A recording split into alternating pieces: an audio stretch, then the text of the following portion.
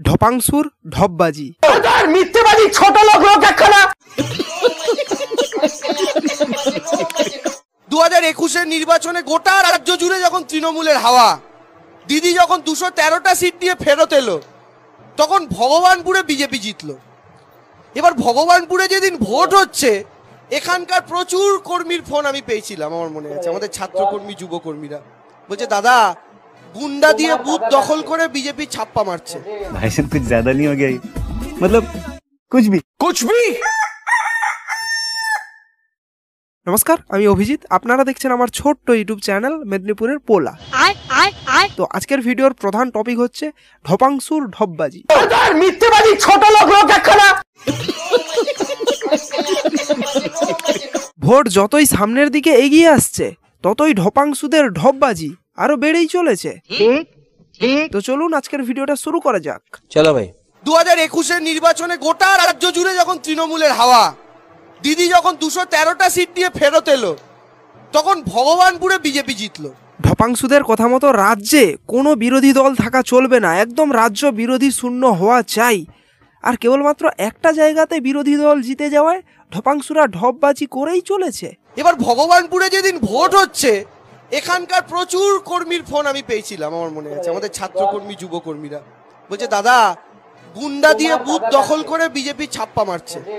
বলছে, দাদা কি ছাপ্পা মারছে, মা কাকিমাদের বেরোতে দিচ্ছে না, এই সিটটা রাখতে পারলে। আমি বললাম, দেখো তোমরা ফাইট ব্যাক করো সবাই মিলে। ঢপাংসুকে আমি একটা অ্যাডভাইস দিতে চাই, যাও রচনা ব্যানার্জি কিংবা সায়নী ঘোষেদের মতো অভিনেত্রীদের কাছ থেকে একটু অভিনয়টা শিখে আসো, কারণ তোমার দ্বারা ঠিকঠাক ডায়লগটা পাস হচ্ছে না। সাধারণ মানুষ বুঝে যাচ্ছে যে তুমি ঢপবাজি করছো, ঢপ কথা বলছো। ঢপাংসু কিভাবে ঢপবাজি করছে সেটা সাধারণ মানুষ বুঝে যাচ্ছে। মিথ্যেবাদী ছোট লোক একখানা। তাই কিভাবে ঢপবাজিকে সত্যের মতো করে বলতে হয় সেটা যাও রচনা ব্যানার্জি কিংবা সায়নী ঘোষেদের মতো অভিনেত্রীদের কাছ থেকে গিয়ে শিখে আসো। বলছে, দাদা গুন্ডা দিয়ে বুথ দখল করে বিজেপি ছাপ্পা মারছে।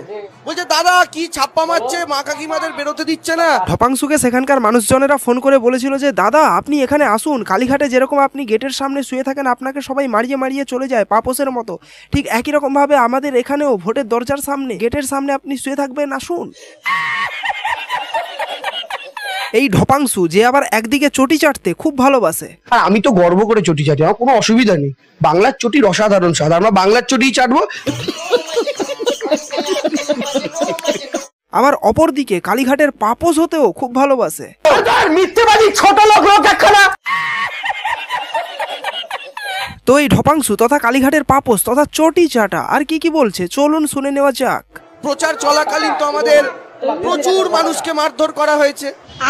আমাদের এই দাদাকেও তো এই কদিন আগে আক্রান্ত করা হয়েছে। প্রত্যেককে মারধর করে, ছাপ্পা করে, এই করে সেই করে সিটটা কোনো রকম ভাবে বার করেছে। আচ্ছা, এই ঢপাংসু তো অনেক কিছুই বলছে, কিন্তু আপনারা কি জানেন যে এই ঢপাংসু কতই না আনন্দ পেয়েছে এইটা ভেবে যে রাজ্যে বিজেপি সরকার আসবে এবং দিলীপ ঘোষ স্বাস্থ্যমন্ত্রী হবেন এবং শুভেন্দু অধিকারী তিনি মুখ্যমন্ত্রী হবেন এই রাজ্যে। এটা ভেবে এই দেবাংশু তথা ঢপাংসু কতই না আনন্দ পেয়েছে। সরকারে তো বিজেপি আসছে, শুভেন্দুদা মুখ্যমন্ত্রী হবে, দিলীপ ঘোষ স্বাস্থ্যমন্ত্রী হবে, কি আনন্দ, আহা কি আনন্দ আকাশে বাতাসে, কি আনন্দ। সরকারে তো বিজেপি আসছে, আহা কি আনন্দ আকাশে বাতাসে, শুভেন্দুদা মুখ্যমন্ত্রী হবে, দিলীপ ঘোষ স্বাস্থ্যমন্ত্রী হবে, কি আনন্দ। তারপর পঞ্চায়েত ভোট হবে, আর সেই পঞ্চায়েত ভোটে তো আরো ডবল খেলা। বন্ধু এবার খেলা হবে। দিদি যখন দুয়ারে সরকার করা শুরু করলেন, এটা দুয়ারে সরকার নয়, জমের দুয়ারে সরকার।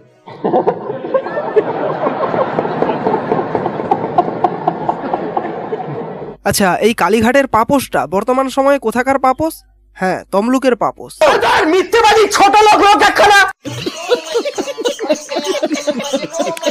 আপনারা কি জানেন এই কালীঘাটের পাপোস তথা চাটাংশু ঢপাংশু তাদের নেত্রী স্ট্র্যাটেজি ফলো করছে? ক্ষমতায় এলে বলছে 500,000 টাকা করে দেবে। আমি ক্ষমতা এলে জেনারেল মায়েরা মাসে 500 আর SC ST মায়েরা মাসে 1000 টাকা করে পাবেন। রে বাবা ঢপ দিচ্ছে, কিচ্ছু হবে না, কিচ্ছু হবে না, কিচ্ছু হবে না।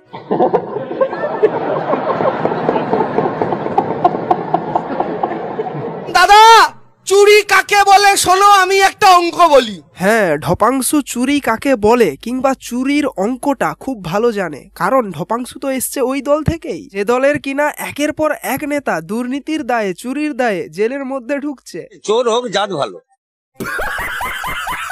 চিৎকার করে বেড়ালো দুর্নীতি দুর্নীতি, চুরি চুরি চুরি চুরি, চিৎকার। তাহলে ঢপাংশুদা তুমিই বলো, আমার এই বাংলাতে কি চুরি কি হয় নাই? চুরি হয়েছে কিনা বলো দেখি, চুরি হয়েছে তো, ঠিক না ভুল?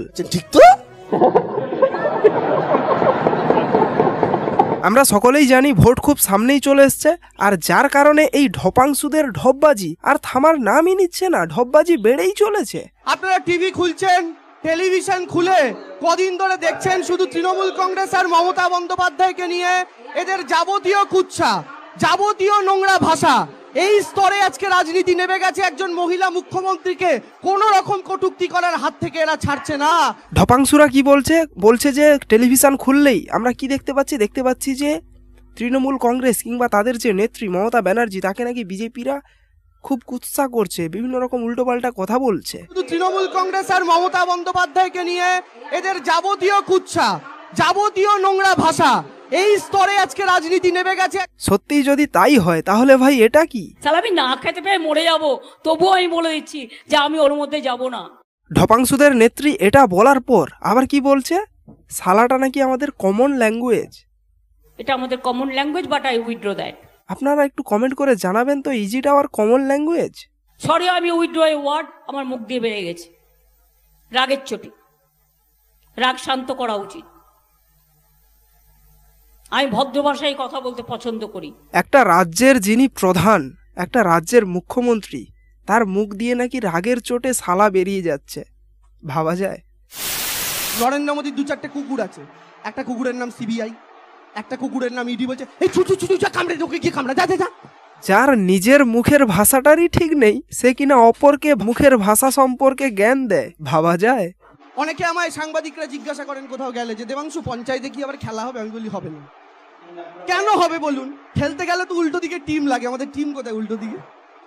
তাই পঞ্চায়েতে খেলা হবে না, খেলা একেবারে লোকসভায়।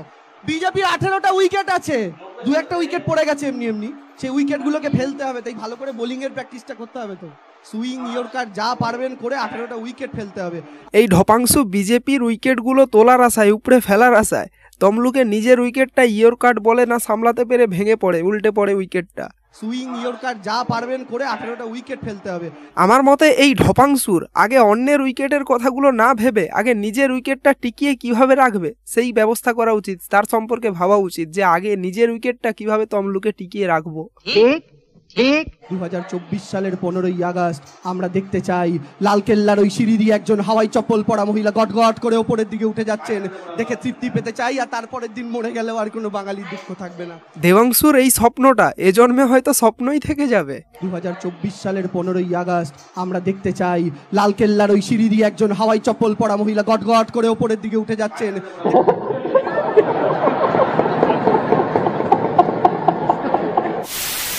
তো বাস আজকের জন্য ভিডিওটা এইটুকুই। ভিডিওটা যদি ভালো লেগে থাকে তাহলে ভিডিওটাতে অবশ্যই একটা লাইক করো, কমেন্ট করে জানাও কোন পার্টটা ভালো লাগলো, এবং আমার চ্যানেলে যদি নতুন হও তাহলে চ্যানেলটাকে অবশ্যই সাবস্ক্রাইব করে ওই পাশে থাকা বেল আইকনটিকে অলে প্রেস করে দাও, যাতে করে আমার লেটেস্ট ভিডিওগুলোর নোটিফিকেশান সবার প্রথমে পেতে পারো, এবং ভিডিওটাকে অবশ্যই একটা শেয়ার করে দিও। দেখা হচ্ছে নেক্সট ভিডিওতে। জয় হিন্দ।